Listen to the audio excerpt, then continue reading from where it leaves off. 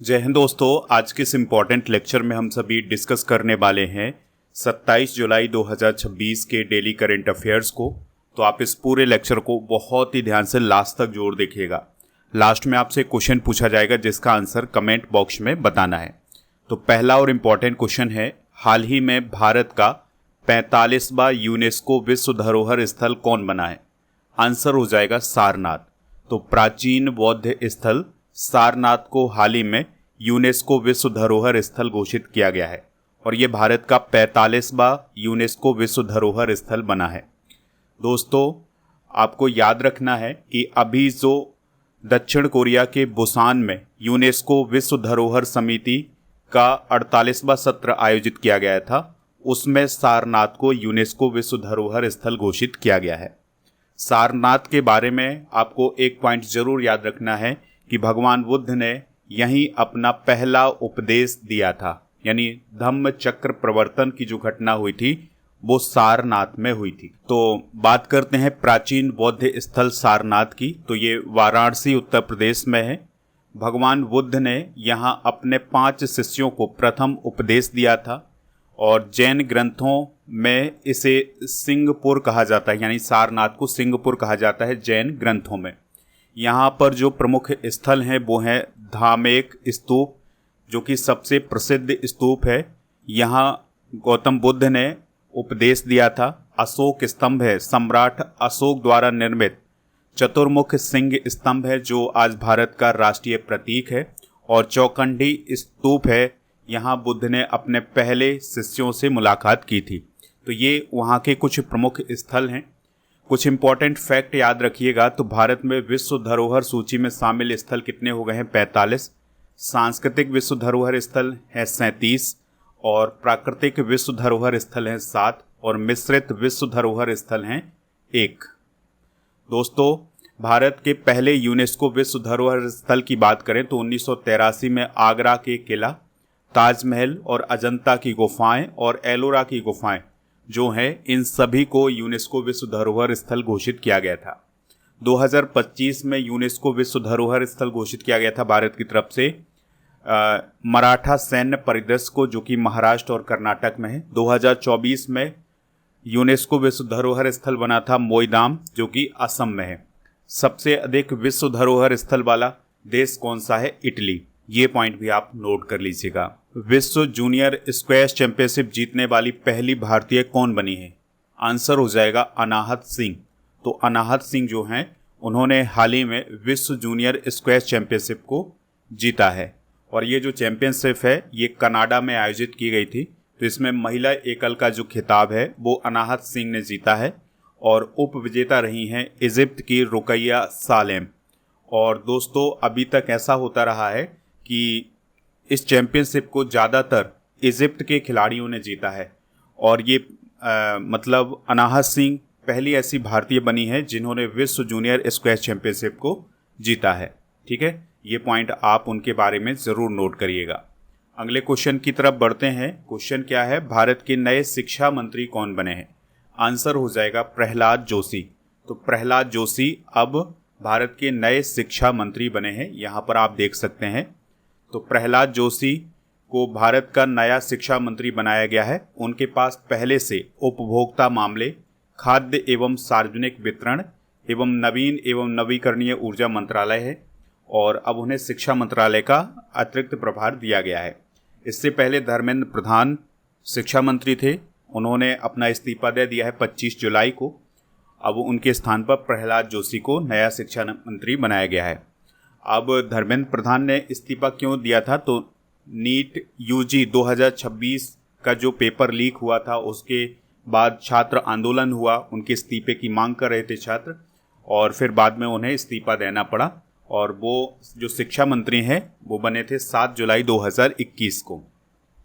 अभी मोदी जी की मंत्रिमंडल से एक और इस्तीफा हुआ है, वो हुआ है रवनीत सिंह बिट्टू का इस्तीफा। तो खेल राज्य मंत्री और खाद्य प्रसंस्करण उद्योग राज्य मंत्री रवनीत सिंह बिट्टू का भी हाल ही में इस्तीफा हुआ है और उनका इस्तीफा भी स्वीकार कर लिया गया है। कुछ इम्पॉर्टेंट फैक्ट डिस्कस करते हैं। तो भारतीय संविधान का जो अनुच्छेद 75(2) है, ये केंद्रीय मंत्री राष्ट्रपति राष्ट्रपति के प्रसाद पर्यंत पद पर रहते हैं, इस बात का वर्णन करता है। और राष्ट्रपति प्रधानमंत्री की सलाह पर किसी मंत्री का इस्तीफा स्वीकार करते हैं, इस बात का भी ये वर्णन करता है। अनुच्छेद 75 को याद रखिएगा। तो प्रधानमंत्री की नियुक्ति राष्ट्रपति के द्वारा की जाती है, इस बात का वर्णन करता है कि अन्य मंत्रियों की नियुक्ति प्रधानमंत्री की सलाह पर राष्ट्रपति के द्वारा की जाती है। और जो मंत्री होते हैं वो राष्ट्रपति के प्रसाद पर्यंत पद धारण करते हैं। मंत्रिपरिषद लोकसभा के प्रति सामूहिक रूप से उत्तरदायी होती है।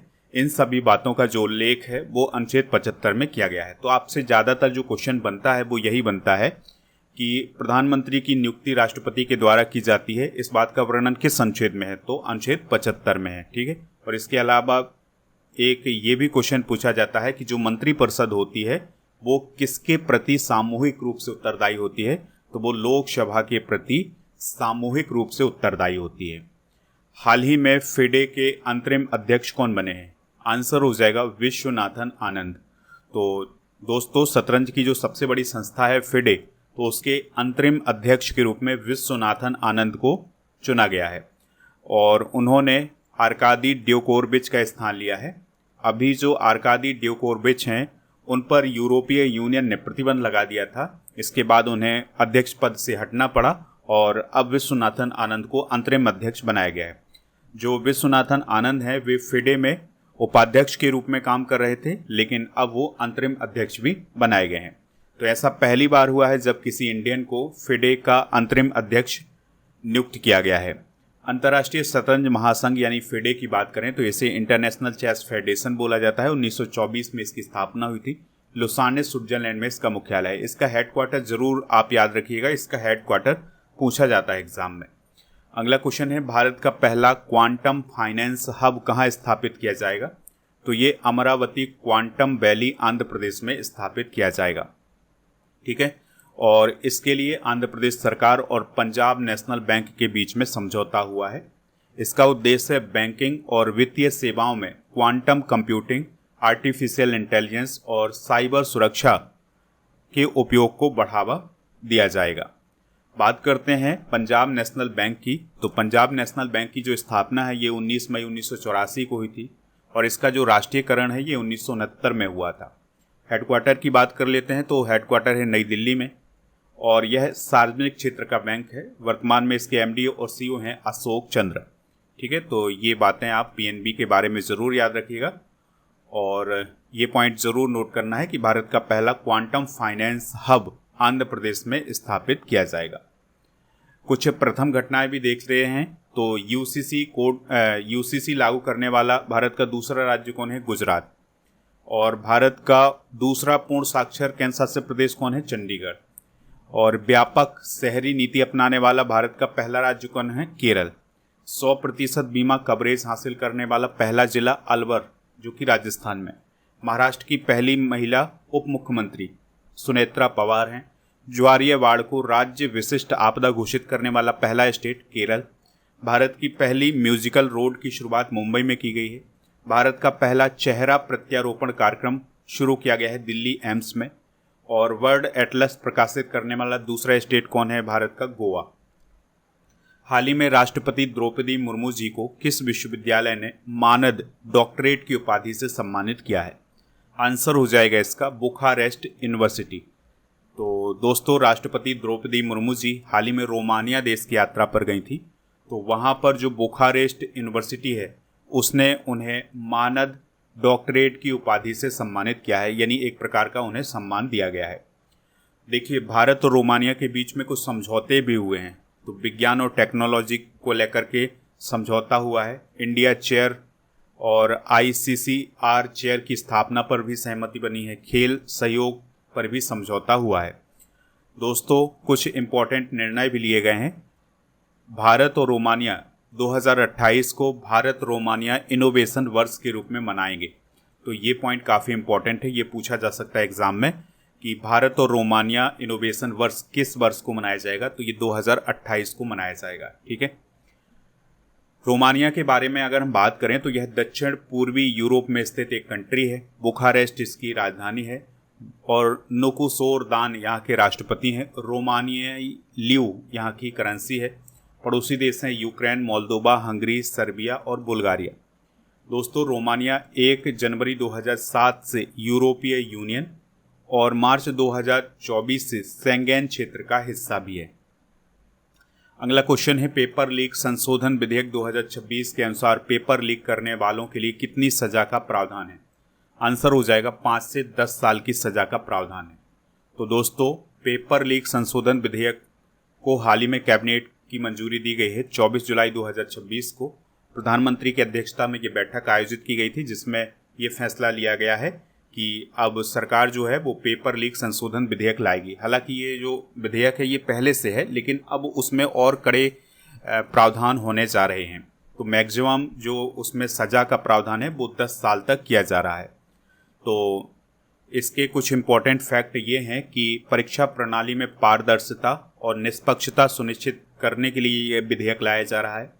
यदि कोई कोचिंग संस्थान या शिक्षक पेपर लीक के मामले में संलिप्त पाया जाता है तो उसका जो संस्थान है वो बंद किया जाएगा। ठीक है, और इसमें जो मैक्सिमम सज़ा है वो 10 साल तक की है, ये आप याद रखें। अगला क्वेश्चन है, पेपर लीक संशोधन विधेयक 2026 के अनुसार पेपर लीक करने वालों के लिए कितनी सज़ा का प्रावधान किया गया है? आंसर हो जाएगा 5 से 10 साल, यानी मैक्सिमम सज़ा जो है वो 10 साल की है। तो पेपर लीक संशोधन विधेयक को हाल ही में कैबिनेट की मंजूरी मिली है और ये सोमवार को सदन में पेश भी किया जाएगा, इस पर चर्चा भी की जाएगी। तो इसके कुछ प्रमुख प्रावधान देखते हैं। तो पेपर लीक करने वालों को 5 से 10 वर्ष तक की सज़ा का प्रावधान है, इसमें 10 करोड़ रुपए तक के जुर्माने का प्रावधान है और फास्ट ट्रैक कोर्ट के माध्यम से मामलों का शीघ्र निपटारा किया जाएगा और परीक्षा प्रणाली में पारदर्शिता और निष्पक्षता सुनिश्चित करने के लिए विधेयक लाया जा रहा है। और यदि किसी कोचिंग संस्थान या शिक्षक की संलिप्तता पाई जाती है तो उससे संबंधित जो संस्थान होगा उसको बंद किया जाएगा। देखिए, पेपर लीक संशोधन विधेयक जो लाया जा रहा है, ये जो पहले से कानून था उसमें संशोधन करने के लिए लाया जा रहा है। तो कैबिनेट की मंजूरी मिली है इसे 24 जुलाई को। मोदी जी की अध्यक्षता में ये कैबिनेट की बैठक हुई थी, उसी में ये फैसला लिया गया है। 27 जुलाई को ये संसद में पेश किया जाएगा। हाल ही में बांग्लादेश के राष्ट्रपति पद से किसने इस्तीफा दिया है? तो मोहम्मद शहाबुद्दीन ने इस्तीफा दिया है, यानी जो वहाँ के राष्ट्रपति थे मोहम्मद शहाबुद्दीन, उन्होंने अपने पद से इस्तीफा दे दिया है और उन्होंने अपने इस्तीफे का जो मुख्य कारण बताया है वो स्वास्थ्य बताया है। अब कार्यवाहक राष्ट्रपति के रूप में हफीजुद्दीन अहमद जो हैं वो कार्यवाहक राष्ट्रपति के रूप में काम कर रहे हैं, जो कि संसद के स्पीकर हैं। बांग्लादेश में जो संविधान है वहाँ पर ये प्रावधान है कि 90 दिनों के भीतर नए राष्ट्रपति का चुनाव कराया जाएगा। बांग्लादेश की बात करें तो बांग्लादेश जो है वो भारत का पड़ोसी देश है। ढाका इसकी राजधानी है, टका यहाँ की करेंसी है। पीएम है तारिक रहमान। इसको स्वतंत्रता मिली थी 26 मार्च 1971 को। विजय दिवस मनाया जाता है 16 दिसंबर 1971 को। इसकी संसद को जातीय संसद बोला जाता है। और भारत बांग्लादेश सीमा की कुल लंबाई कितनी है? 4096.7 किलोमीटर की। भारत से सीमा साझा करने वाले राज्य कौन कौन हैं, यानी कि ऐसे कौन कौन से राज्य हैं भारत के जो बांग्लादेश के साथ सीमा साझा करते हैं? तो उसमें पश्चिम बंगाल, असम, मेघालय, त्रिपुरा और मिजोरम है। कॉमनवेल्थ गेम्स 2026 में भारत के लिए पहला मेडल किसने जीता है? तो झंडू कुमार ने कॉमनवेल्थ गेम्स 2026 में भारत के लिए पहला मेडल जीता है। और उन्होंने किस प्रतियोगिता में जीता है? तो पुरुष पैरा पावर लिफ्टिंग हैवीवेट वर्ग में जीता है। ये दिव्यांग हैं और उन्होंने पुरुष पैरा पावर लिफ्टिंग हैवीवेट वर्ग में भारत के लिए पहला मेडल जीता है। और दोस्तों, इन्होंने कौन सा मेडल जीता है? याद रखिएगा कि इन्होंने ब्रॉन्ज मेडल जीता है। कॉमनवेल्थ गेम्स 2026 की बात करें तो इसका आयोजन ग्लासगो स्कॉटलैंड में किया जा रहा है। 23 जुलाई से 2 अगस्त तक कॉमनवेल्थ गेम्स फेडरेशन के द्वारा इसका आयोजन किया जा रहा है। इसका जो शुभंकर है वो है फिनी। और जो अभी ओपनिंग सेरेमनी हुई थी कॉमनवेल्थ गेम्स 2026 की, उसमें भारत की तरफ से ध्वजवाहक थी मीराबाई चानू और लवलीना बोरगोहेन। और इसमें 74 देशों के लगभग 3000 एथलीट शामिल हो रहे हैं। कॉमनवेल्थ गेम्स की जो शुरुआत है वो 1930 में हुई थी हैमिल्टन, कनाडा से। पहले इसे ब्रिटिश एम्पायर गेम्स बोला जाता था। 4 साल में इसका आयोजन होता है। कॉमनवेल्थ गेम्स फेडरेशन के द्वारा इसका आयोजन किया जाता है। और 2022 में कॉमनवेल्थ गेम्स बर्मिंघम इंग्लैंड में हुए थे। 2026 में ग्लासगो स्कॉटलैंड में हो रहे हैं। 2030 में इसका आयोजन अहमदाबाद भारत में होगा। भारत औद्योगिक विकास योजना रसायन या भव्य रसायन योजना का मुख्य उद्देश्य क्या है? तो अभी भव्य रसायन योजना की घोषणा की गई है भारत सरकार के द्वारा। तो इसका उद्देश्य है 3 समर्पित रासायनिक पार्क स्थापित करना। तो दोस्तों, जो भव्य रसायन योजना है या भारत औद्योगिक विकास योजना रसायन है, इसको हाल ही में केंद्रीय मंत्रिमंडल के द्वारा मंजूरी दी गई है। इसकी घोषणा केंद्रीय बजट 2026-27 में की गई थी। इसका उद्देश्य देश में 3 समर्पित रासायनिक पार्क स्थापित करना, और ये 5 वर्ष के लिए योजना होगी, और इसके लिए 3030 करोड़ रुपए का बजट का प्रावधान किया गया है। यहाँ पर बात हुई है रासायनिक पार्क की। तो रासायनिक पार्क एक ऐसा औद्योगिक क्षेत्र होता है जहाँ रसायन और पेट्रोकेमिकल उद्योगों को एक ही स्थान पर स्थापित किया जाता है। ये थे दोस्तों आज के करंट अफेयर्स के क्वेश्चन। स्टडी करके ऐप को इंस्टॉल कर लें। प्रीमियम कोर्स वाले ऑप्शन पर जाकर के लुसेंट का कोर्स ये सभी प्राप्त कर सकते हैं। अर्जुन जीएस फाउंडेशन बैच भी आप प्राप्त कर सकते हैं। प्रीमियम कोर्स वाले ऑप्शन पर बहुत सारे कॉम्बो पैक मिल जाएंगे। कॉम्बो पैक ज्वाइन कर लें। टेस्ट सीरीज वाले ऑप्शन पर सभी टेस्ट भी मिल जाएंगे। ई बुक वाले सेक्शन पर आपको monthly current affairs, yearly current affairs, half yearly current affairs, इन सभी के जो ई बुक हैं वो मिल जाएंगी। चलिए कल के करंट अफेयर्स को रिवाइज करते हैं। हाल ही में भारत के 99वें शतरंज ग्रैंड मास्टर कौन बने हैं? वीएस रतनबेल। मिसाइल कुसा का पहला सफल उड़ान परीक्षण कहाँ किया गया है? एपीजे अब्दुल कलाम द्वीप ओडिशा में। डीआरडीओ की जीटीआरई ने किस श्रेणी का पहला स्वदेशी एक्सपेंडेबल टर्बोजेट इंजन विकसित किया है? 350 किलोग्राम थ्रस्ट का। एरिजोना अमेरिका के फर्स्ट कांग्रेसनल डिस्ट्रिक्ट्स की डेमोक्रेटिक प्राइमरी किसने जीती है? अमित शाह ने। T20 इंटरनेशनल में सबसे कम उम्र में हाफ सेंचुरी लगाने वाले बल्लेबाज कौन बने हैं? वैभव सूर्यवंशी। मुख्यमंत्री युवा सुयोग प्लेटफॉर्म किस राज्य में शुरू किया गया है? राजस्थान। हाल ही में तमिलनाडु का पहला जलवायु लचीला गांव कौन सा बना है? किल्लाई। हाल ही में उदमारू पुल का उद्घाटन किया गया है। यह किस नदी पर बनाया गया है? श्योक नदी पर। जून 2026 के लिए ICC men's player of the month कौन चुने गए हैं? Nathan Smith. इन्फोसिस ने किसे अपना नया सीईओ नियुक्त किया है? आशीष कुमार डैश को।